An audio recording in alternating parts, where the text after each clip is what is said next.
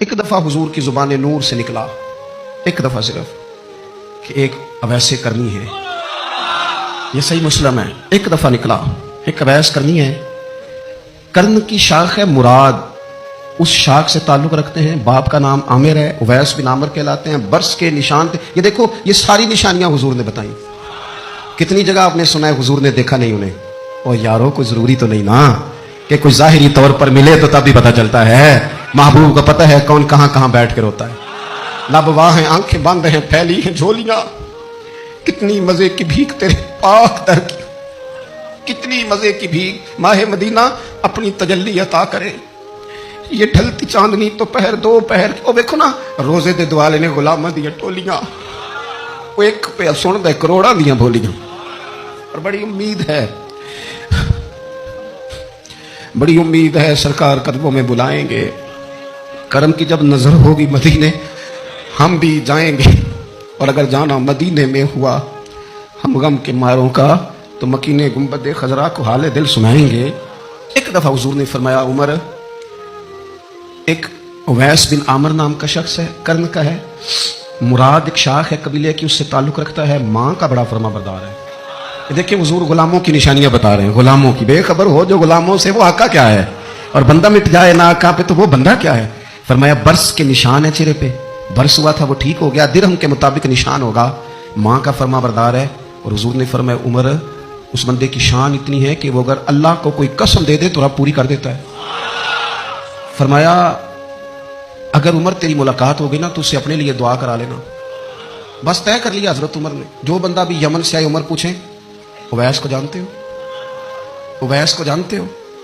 جو بھی ملے نا حضرت عمر پوچھیں اویس کو جانتے ہو. ایک وقت وہ آگے آ کے حضرت اویس خود ہی آ گئے. حضرت عمر کی ملاقات ہو گئی. آپ ذرا دیکھنا، نشانیاں بتا رہے. کہنے لگے آپ کا نام اویس بن عامر ہے، مراد کی شاخ سے ہیں، یہ چہرے پر نشان ہیں، ماں کے فرما بردار ہیں. کہاں؟ کہنے لگے اٹھاؤ پھر ہاتھ میرے لیے دعا کرو. حضرت اویس بن عامر، اویس کرنی رضی اللہ تعالیٰ عنہ کہنے لگے عمر میں آپ کے لیے دعا کروں. فرمایا کرو نا، اس لیے کہ مدینے والے حبیب نے کہا تھا دعا کرانا. حضور نے کرو نا دعا، ہم نے تو طے کر لیا. ایک نقشہ محبوب نے بتایا تھا ایک دفعہ کہ وہاں سے آئے گا. ایک دفعہ وہ نقشہ بتایا تھا کہ وہ کرن کا، یمن کا. ایک دفعہ کہا تھا وہ آئے گا. بس پھر میری عمر مدینے تے ٹبیاں دی تصویر بناون دے گزر گئی. ساری زندگی پوچھا اویس تو نہیں نام. پھر وہ مل گئے تو کہا دعا کرو. دعا کرائی. پھر حضرت فاروق اعظم رضی اللہ تعالیٰ عنہ حضرت اویس کرنی سے کہنے لگے آپ کہاں جانے کا ارادہ رکھتے ہیں. یہ سارا کچھ صحیح حدیث میں موجود ہے. تو حضرت اویس کرنی کہنے لگے میں کوفے جانے کا ارادہ رکھتا ہوں. کہا میں کوفے کے گورنر کے نام خط لکھ دوں کہ اویس آ رہا ہے. تو حضرت اویس کرنی کہنے لگے نا نا نا نا نا، ہمیں پروٹوکول نہیں چاہیے. میں نا سادہ رہنا پسند کرتا ہوں. اسی کسی دے کچھ نہیں جو لگ دے نہ کوئی ساڈا دردی. بس کونے میں پیچھے. ہم کوئی اسٹیج کے شوقین لوگ ہیں، ہم کوئی نعروں کے شوقین لوگ ہیں، ہم کوئی تصویروں کے شوقین. تو پیچھے بیٹھنا بس، کسی کو نظر آئے نہ آئے. عمر نے تو خود بتا دیا نا کہ مدینے والے کی نظر میں ہیں آپ نظر میں ہیں. مختصر سی میری کہانی ہے، یہ جو بھی ہے ان کی مہربانی ہے.